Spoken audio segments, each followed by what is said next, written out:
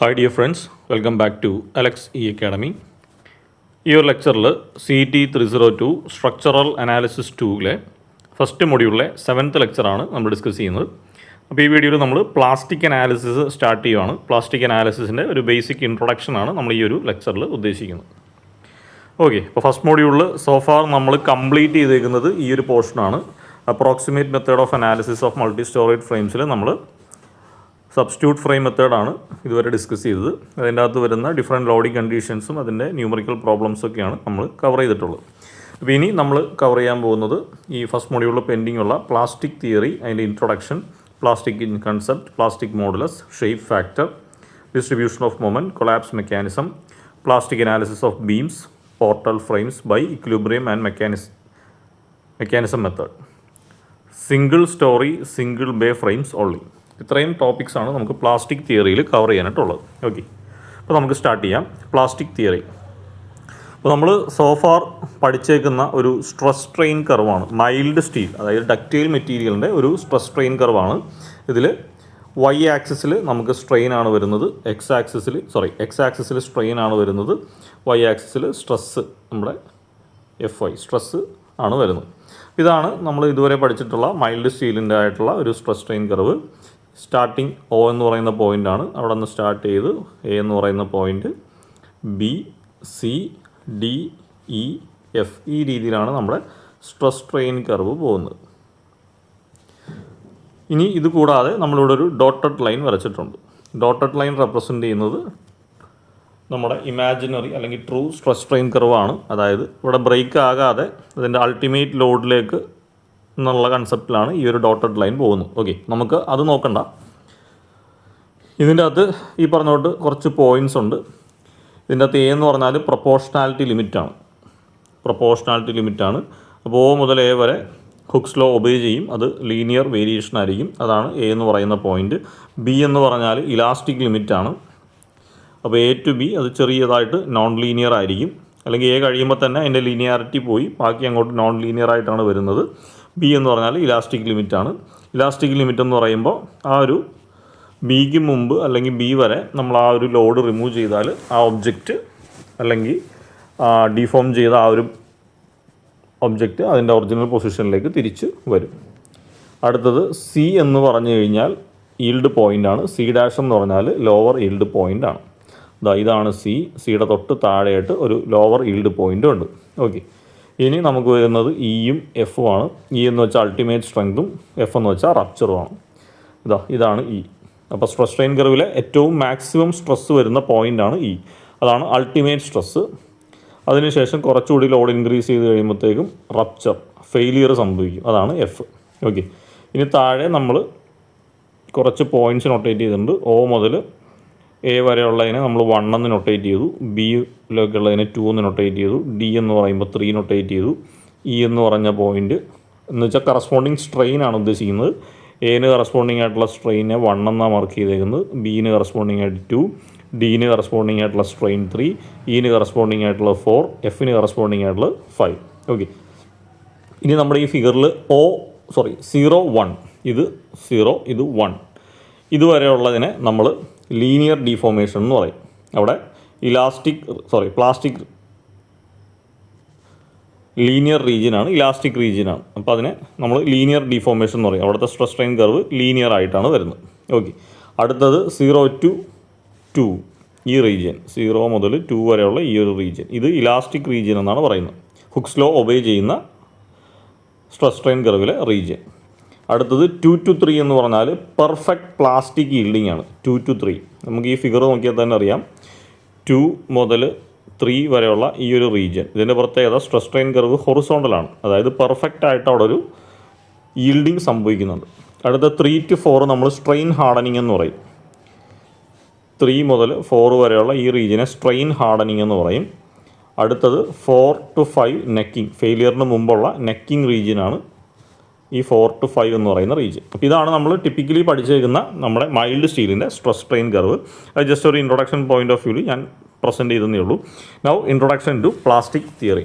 Plastic തിയറിയിൽ നമ്മൾ consider ചെയ്യുന്ന ഒരു സിംപ്ലി സപ്പോർട്ടഡ് ബീമാണ്. ഇതാണ് നമ്മുടെ ബീം. ഇത് ബീമിൻ്റെ ക്രോസ് സെക്ഷൻ റെക്റ്റാങ്കിൾ ബീമാണെന്ന് എടുക്കട്ടെ. ഈ സിംപ്ലി സപ്പോർട്ടഡ് ബീമിൽ ലോഡ് അപ്ലൈ ചെയ്യുമ്പോൾ അതിനകത്ത് വരുന്ന ബെൻഡിങ് ആണ് ഇവിടെ കാണിച്ചിരിക്കുന്നത്.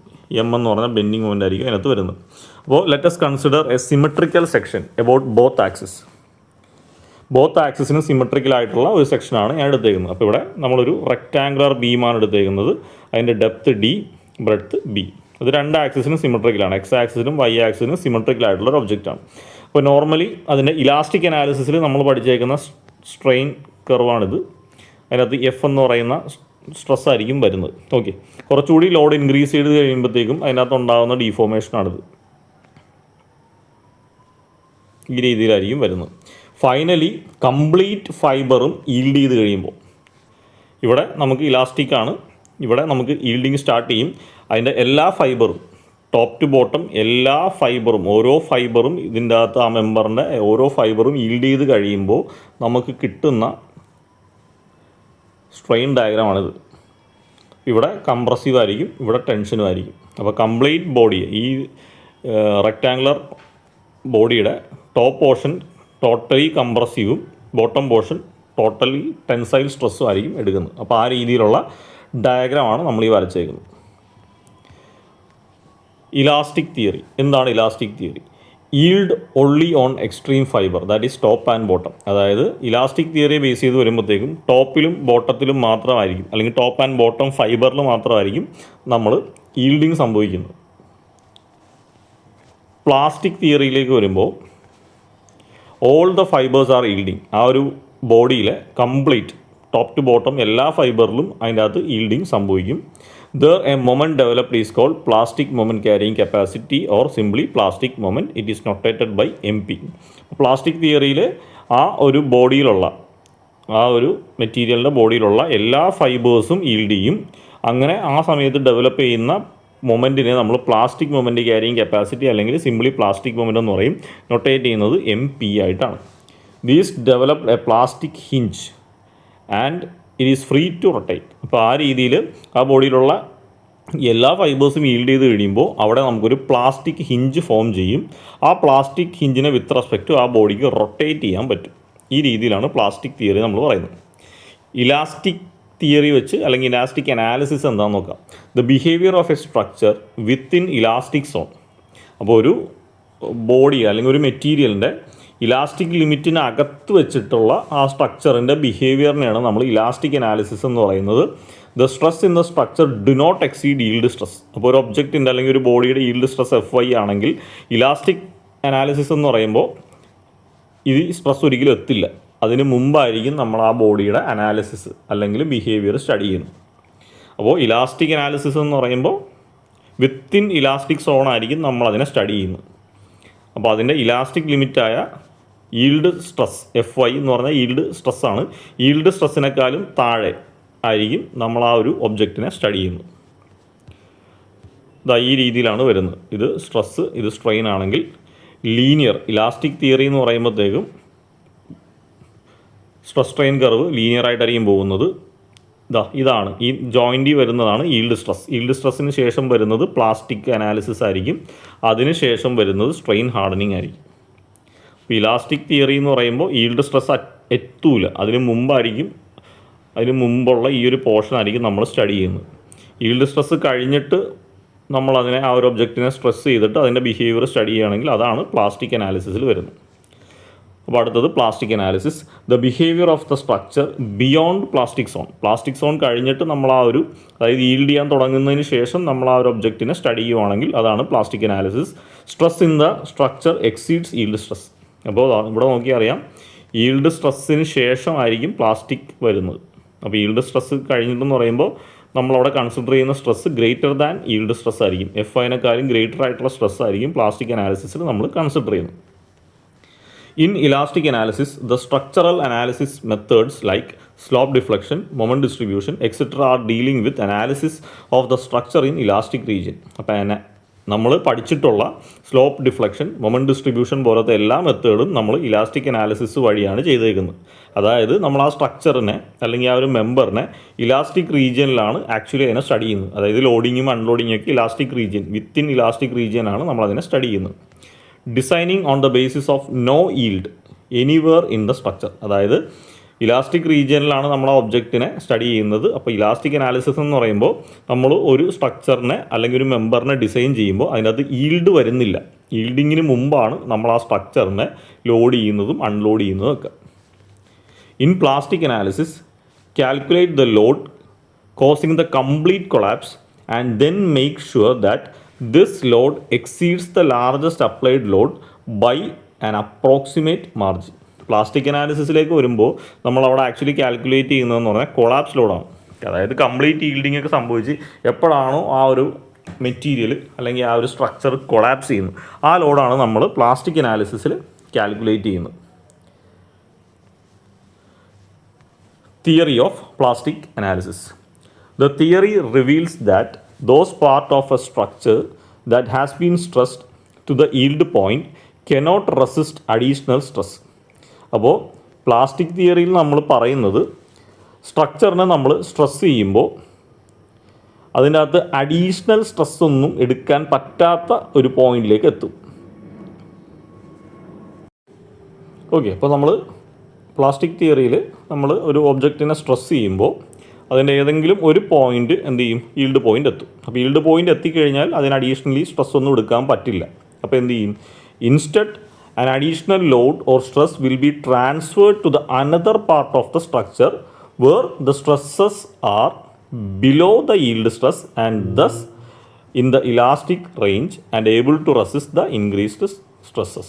അതായത് പ്ലാസ്റ്റിക് അനാലിസിസിൽ ചെയ്യുന്നത് നമ്മളൊരു ബോഡിയെ നമ്മൾ സ്ട്രെസ് ചെയ്ത് ചിലപ്പോൾ അതിൻ്റെ ആ ഒരു സ്ട്രക്ചറിൻ്റെ ഏതെങ്കിലും ഒരു പാർട്ട് എന്ത് ചെയ്തിട്ടുണ്ടാവും, ഈൽഡിങ്ങിലേക്ക് എത്തിയിട്ടുണ്ടാവും. അപ്പോൾ ആ ഒരു പർട്ടിക്കുലർ റീജിയനിൽ അഡീഷണൽ സ്ട്രെസ് ഒന്നും എടുക്കാൻ പറ്റില്ല. അപ്പോൾ പകരം ഈ കൊടുക്കുന്ന അഡീഷണൽ സ്ട്രെസ്സ് അല്ലെങ്കിൽ ലോഡൊക്കെ എങ്ങോട്ടേക്ക് പോകും, ആ ഒരു മെമ്പറിൻ്റെ അല്ലെങ്കിൽ ആ ഒരു സ്ട്രക്ചറിൻ്റെ അനദർ പാർട്ട്, വേറെ ഏതെങ്കിലും ഒരു പാർട്ടിലേക്ക് പോകും. ആ ഒരു പാർട്ടിൻ്റെ പ്രത്യേകത എന്തായിരിക്കും, അവിടുത്തെ സ്ട്രെസ് എന്ന് പറഞ്ഞു കഴിഞ്ഞാൽ ഈൽഡ് സ്ട്രെസ്സിൻ്റെ ബിലോ ആയിരിക്കും. ഈൽഡ് സ്ട്രെസ്സിൻ്റെ ബിലോ എന്ന് പറഞ്ഞാൽ എന്താണ്, അത് ഇലാസ്റ്റിക് റീജിയനിലായിരിക്കും. അങ്ങനെ ആ ഒരു അഡീഷണൽ മെമ്പറിന് ഈ ഒരു ഇൻക്രീസ്ഡ് സ്ട്രെസ്സിനെ ക്യാരി ചെയ്യാൻ പറ്റും. ഈ ഒരു കൺസെപ്റ്റിലാണ് നമ്മൾ വർക്ക് ചെയ്യുന്നത്. As the bending moment is increased at A particular section of A beam there will be A linear variation of stress until yield stress reached in the outer fibre. അപ്പോൾ ആ രീതിയിൽ നമുക്ക് ആ ഒരു മെമ്പറിൻ്റെ ബെൻഡിങ് മൊമെൻറ്റ് ഇൻക്രീസ് ചെയ്യാൻ പറ്റും. എവിടെ വരെ, അത് ഈൽഡ് സ്ട്രെസ് എത്തുന്നവരെ, ഔട്ടർ മോസ്റ്റ് ഫൈബറിൽ ഈൽഡ് സ്ട്രെസ് എത്തുന്നവരെ നമുക്ക് ബെൻഡിങ് മൊമെൻറ്റ് അല്ലെങ്കിൽ അതിൻ്റെ ലോഡ് ഇൻക്രീസ് ചെയ്യാൻ പറ്റും. അടുത്തത് പ്ലാസ്റ്റിക് അനാലിസിസിൻ്റെയും ഇലാസ്റ്റിക് അനാലിസിസിൻ്റെയും difference. Elastic analysis, plastic analysis. Elastic അനാലിസിസിൽ elastic design is carried out by assuming that design load the structure behaves in a linear elastic manner. Each element is assumed to obey Hooke's law and recovers when the load is removed. Elastic അനാലിസിസിൽ നമ്മൾ design ചെയ്യുമ്പോൾ നമ്മളൊരു design load calculate ചെയ്യും. അപ്പോൾ design load calculate ചെയ്യുമ്പോൾ structure behaves in linear elastic manner. അപ്പോൾ നമ്മളൊരു ഒരു സ്ട്രക്ചറിനെ അനാലിസിസ് ചെയ്യുമ്പോൾ ലീനിയർ ഇലാസ്റ്റിക് മാനറിലായിരിക്കും ആ സ്ട്രക്ചറിൻ്റെ ബിഹേവിയർ. അതായത് അത് ഹുക്സ് ലോ ഒബേ ചെയ്യുന്നുണ്ട്. അപ്പോൾ ആ ഒരു സ്ട്രക്ചറിൽ എപ്പോൾ ലോഡ് റിമൂവ് ചെയ്താലും എന്താണ്, അത് അതിൻ്റെ ഇനീഷ്യൽ പൊസിഷനിലേക്ക് തിരിച്ചു വരും. അതിൻ്റെ റിക്കവർ ചെയ്ത് തിരിച്ച് അതിൻ്റെ ഇനീഷ്യൽ പൊസിഷനിലേക്ക് വരും. അതാണ് ഇലാസ്റ്റിക് അനാലിസിസിൻ്റെ ബേസിക് കൺസെപ്റ്റ്. പ്ലാസ്റ്റിക് അനാലിസിസിലേക്ക് വരുമ്പോൾ stress remains constant while the strain increases. Load കൊടുക്കുന്ന ആ ഒരു റീജിയൻ എന്തായിരിക്കും സംഭവിക്കുന്നത്, സ്ട്രെസ് കോൺസ്റ്റൻ്റ് ആയിരിക്കും, പക്ഷേ സ്ട്രെയിൻ കൂടുന്നുണ്ട്. അതിൻ്റെ അർത്ഥം എന്താണ്, ഈൽഡിങ് സംഭവിക്കുന്നുണ്ട്. It is the analysis done beyond elastic limit. Elastic ലിമിറ്റിന് ശേഷം നടത്തുന്ന അനാലിസിസ് ആണ് പ്ലാസ്റ്റിക് അനാലിസിസ്. അതുകൊണ്ട് തന്നെ എന്താണ്, ഹുക്സ് ലോ ഒബേ ചെയ്യുന്നുമില്ല. അടുത്തത്, this method determines the maximum load at one point in any member section to reach the yield stress. അപ്പോൾ ഇലാസ്റ്റിക് അനാലിസിസിൽ നമ്മൾ ആ ഒരു മെമ്പറിനെ സ്റ്റഡി ചെയ്തുകൊണ്ടിരിക്കുമ്പോൾ ആ മെമ്പറിൻ്റെ ഏതെങ്കിലും ഒരു പർട്ടിക്കുലർ സെക്ഷനിൽ എന്ത് ചെയ്യാം, മാക്സിമം ലോഡ് എത്താം. മാക്സിമം ലോഡ് എത്തുക എന്ന് പറഞ്ഞാൽ എന്താണ്, ആ ഒരു മെമ്പർ ഈൽഡിങ്ങിലേക്ക് എത്തുന്നുണ്ട്. അതാണ് ഡിറ്റർമൈൻ ചെയ്യുന്നത്. അതായത് ആ ഒരു എൻറ്റയർ സ്ട്രക്ചറിലെ എല്ലാ ഫൈബറും ഈൽഡിങ്ങിൽ എത്തണമെന്നില്ല. ആ ഒരു മെമ്പറിൻ്റെ എക്സ്ട്രീം പോയിൻ്റ് ആയിരിക്കും ആദ്യം ഈൽഡ് ചെയ്യുന്നത്. ആ ഒരു extreme fibre maximum load attain ചെയ്യുക, അതായത് ഈൽഡിങ്ങിലേക്ക് എത്തുമ്പോൾ അതാണ് നമ്മൾ കാൽക്കുലേറ്റ് ചെയ്യുന്നത്. നേരെ മറിച്ച് പ്ലാസ്റ്റിക്കിലേക്ക് വരുമ്പോൾ this method determines the minimum load to create collapse. അതായത് എല്ലാ ഫൈബറും അതിൻ്റെ എക്സ്ട്രീം ഈൽഡിങ്ങിലേക്ക് എത്തിയതിന് ശേഷം ഒരു മിനിമം ലോഡ് കൊടുത്താൽ അത് കൊളാപ്സ് ചെയ്യും. ആ മിനിമം ലോഡാണ് പ്ലാസ്റ്റിക് അനാലിസിസിൽ കാൽക്കുലേറ്റ് ചെയ്യുന്നത്. ഇവിടെ എന്ന് പറയുമ്പോൾ എന്താണ്, ആദ്യത്തെ ഫൈബർ ഈൽഡ് ചെയ്യുന്ന മാക്സിമം ലോഡാണ് കാൽക്കുലേറ്റ് ചെയ്യുന്നത്. പ്ലാസ്റ്റിക്കിലേക്ക് വരുമ്പോൾ എല്ലാ ഫൈബറും ഈൽഡ് ചെയ്തതിന് ശേഷം ഒരു മിനിമം ലോഡ് കൊടുത്താൽ തന്നെ അത് കൊളാപ്സ് ചെയ്യും. ആ മിനിമം ലോഡ് എത്രയാണോ അതാണ് കാൽക്കുലേറ്റ് ചെയ്യുന്നത്. അടുത്തത് the design is less uneconomical. അതായത് അൺഎക്കണോമിക്കൽ എന്ന് പറയാം, ലെസ് എക്കണോമിക്കൽ, അതായത് അൺഎക്കണോമിക്കലാണ്. നേരെ മറിച്ച് പ്ലാസ്റ്റിക് അനാലിസിസ് എന്ന് പറഞ്ഞാൽ more എക്കണോമിക്കലാണ്. The design process is repeated several times to get optimum section, so it consumes more time. ഇവിടെ എന്ന് പറഞ്ഞു കഴിഞ്ഞാൽ അനാലിസിസ് പല സൈസിലുള്ള പല രീതിയിലുള്ള മെമ്പേഴ്സ് വെച്ചിട്ട് നമ്മൾ ട്രയൽ ആൻഡ് എറർ വഴി ചെയ്യും. അതായത് നമുക്കൊരു ഒപ്റ്റിമം സെക്ഷൻ കിട്ടാൻ, ഏത് സെക്ഷനിലാണ് നമുക്ക് മാക്സിമം ലോഡ് ക്യാരിയിങ് കപ്പാസിറ്റി കിട്ടുക എന്നുള്ളത് നമ്മൾ ഒരുപാട് ട്രയൽ ആൻഡ് എററും ലോഡ് കണ്ടീഷനും വെച്ച് ചെയ്ത് നോക്കേണ്ടി വരും. പ്ലാസ്റ്റിക്കിലേക്ക് വരുമ്പോൾ this process is done in single iteration to find the balanced section, so it is more rapid. അപ്പോൾ ഇവിടെ ഒരുപാട് ഐട്രേഷൻ വേണ്ടതുകൊണ്ട് ടൈം കൺസ്യൂമിംഗ് ആണ്. ഇവിടെ നമ്മളൊരു സിംഗിൾ ഐട്രേഷൻ വെച്ചിട്ട് നമുക്ക് ആ ഒരു ബാലൻസ് സെക്ഷനെ കണ്ടുപിടിക്കാൻ പറ്റും. അതുകൊണ്ട് തന്നെ മെത്തേഡ് റാപ്പിഡാണ്. അപ്പോൾ ഈ ഒരു റീസൺ കൊണ്ട് തന്നെയാണ് ഇതിനെ അൺഎക്കണോമിക്കൽ എന്നും ഇതിനെ മോർ എക്കണോമിക്കൽ എന്നും പറയുന്നത്. ഓക്കെ, അപ്പോൾ ഇത്രയാണ് ഈ ഒരു ലെക്ചറിൽ നമ്മൾ പറയുന്നത്. ഇപ്പോൾ ജസ്റ്റ് നമ്മളൊരു പ്ലാസ്റ്റിക് തിയറിയുടെ ഒരു ഇൻട്രൊഡക്ഷനേ പറഞ്ഞുള്ളൂ. അപ്പോൾ ഇതിൻ്റെ അകത്തുനിന്ന് നമുക്ക് ചോദിക്കാൻ സാധ്യതയുള്ളത് ഈ ഒരു പ്ലാസ്റ്റിക് അനാലിസിസിൻ്റെ ബേസിക് ആയിട്ടുള്ള സ്ട്രെസ് ഡയഗ്രാം വേണമെങ്കിൽ ചോദിക്കാം. അതേപോലെ പ്ലാസ്റ്റിക് അനാലിസിസും ഇലാസ്റ്റിക് അനാലിസിസും തമ്മിലുള്ള ബേസിക് ആയിട്ടുള്ള ഡിഫറൻസ് വേണമെങ്കിൽ ചോദിക്കാം. ഇതൊക്കെ എ പാർട്ടിൽ 3 മാർക്കിന് ചോദിക്കാൻ സാധ്യതയുള്ള ക്വസ്റ്റ്യൻസാണ്. ഓക്കെ, അപ്പോൾ ജസ്റ്റ് ഒരു പ്ലാസ്റ്റിക് തിയറിയുടെ ഇൻട്രൊഡക്ഷൻ മാത്രമാണ് ഈ വീഡിയോയിൽ പറഞ്ഞത്. നമുക്ക് അടുത്ത വീഡിയോയിൽ ഇതിൻ്റെ കൺസെപ്റ്റിലേക്കൊക്കെ ഡീറ്റെയിൽഡായിട്ട് കിടക്കും. Okay, thank you.